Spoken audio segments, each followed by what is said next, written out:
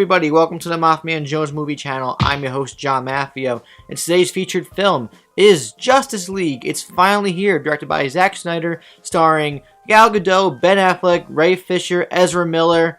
Who am I forgetting? Oh yeah, Jason Momoa. All in is the tagline, and that's basically what the movie is. It's Ben Affleck going all in, recruiting these other superheroes across the world to stop an otherworldly bad guy from taking over the world with these mother boxes. It's a very simple plot, and a movie like this doesn't have to have a complex plot. Before I get into anything, I just want to say that it was really awesome to be a part of a fan screening. I haven't been to a screening for a movie since La La Land, so almost a year ago. Being in a room with a bunch of people who have such great energy watching the movie from beginning to end, it was an experience I'll never forget, no matter how I feel about the movie, which you're about to find out right now. The cast of characters that is comprised of the Justice League, I really love all of them, and I can see a bunch of movies with this cast of characters, so long as they... well, most of them I would love to see return to future Justice League movies.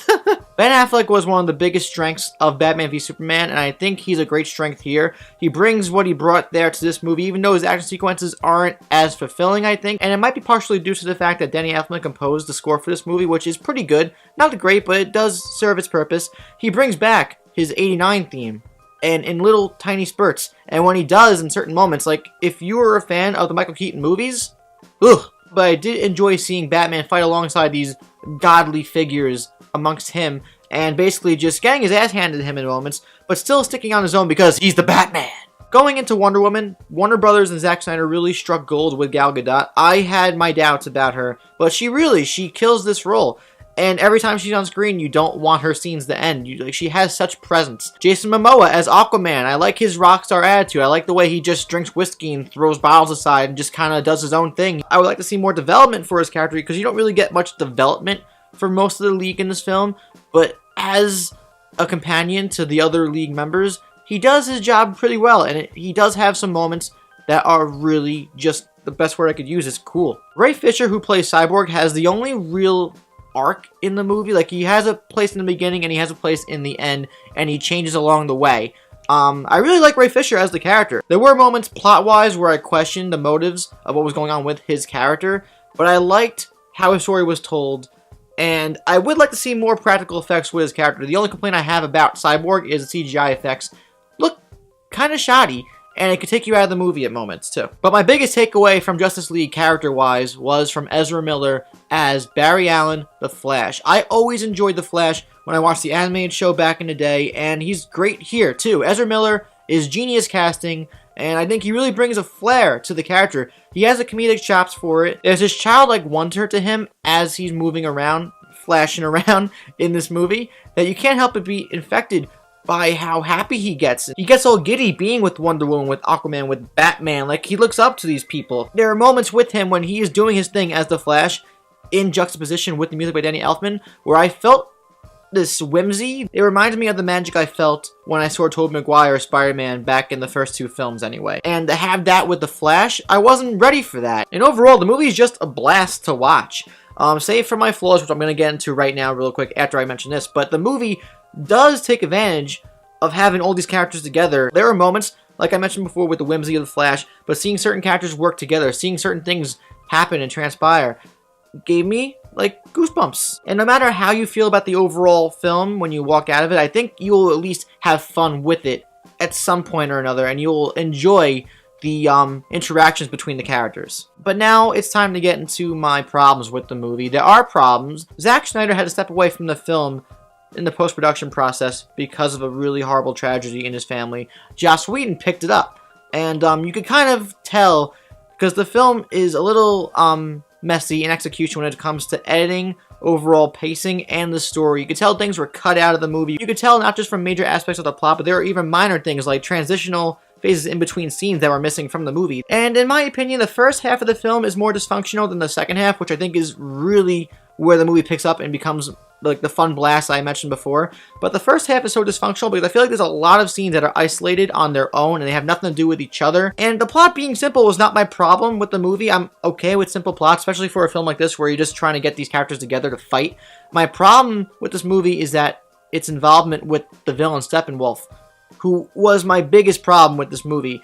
He's so bland. He's just so typical of a villain. And there was nothing compelling for me in this character at all. I know he works with Darkseid, who is like the Thanos of the DC universe. He's like Alpha Omega.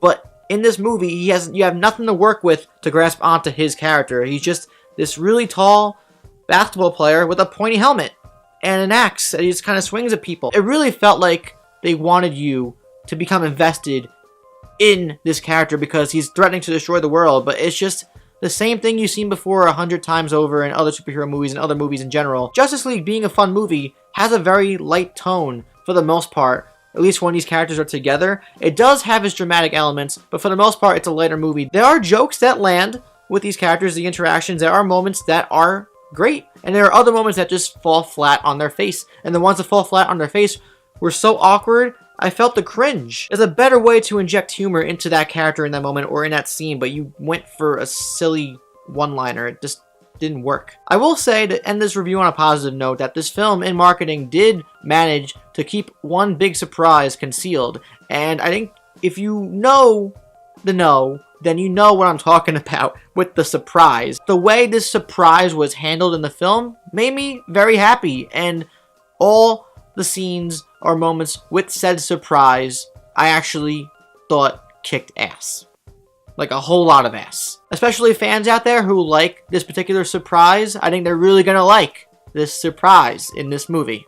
Huh? Huh? Am I winking enough? Do you get it? But yes, overall, Justice League is not a bad movie. I surprisingly really enjoyed myself. It's dysfunctional in the first half. The plot and the way it maneuvers is very thin, bland, and forgettable. But you're really here to see these Justice League characters come together, and you'll definitely get your money's worth in that regard. Hopefully for future installments, for those who come back, I'm talking to you, Ben Affleck, for those who come back, I can't wait to see these characters return in hopefully a more memorable story. Because the characters they got completely right, 100%, loved all of them, but the story wasn't good. Having said all that, I'm going to give Justice League a 3 out of 5 stars. It's a full course Applebee's meal. Definitely see this in theaters. See what you think for yourself, and let me know what you thought about it in the comments down below once you see it, or if you've already seen it at a fan screening, or at some point if you were at the Hollywood premiere. Let me know anything Justice League in the comments down below. Who's your favorite DC character?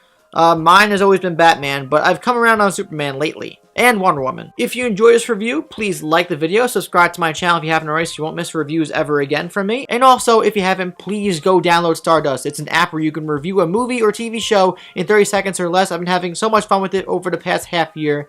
And go follow me and look forward to more shenanigans from me on there. I'm John Maffio, aka MaffmanJones, and I'm going to end this review on an Aquaman soundbite. Ready? Yeah! My man! Woo!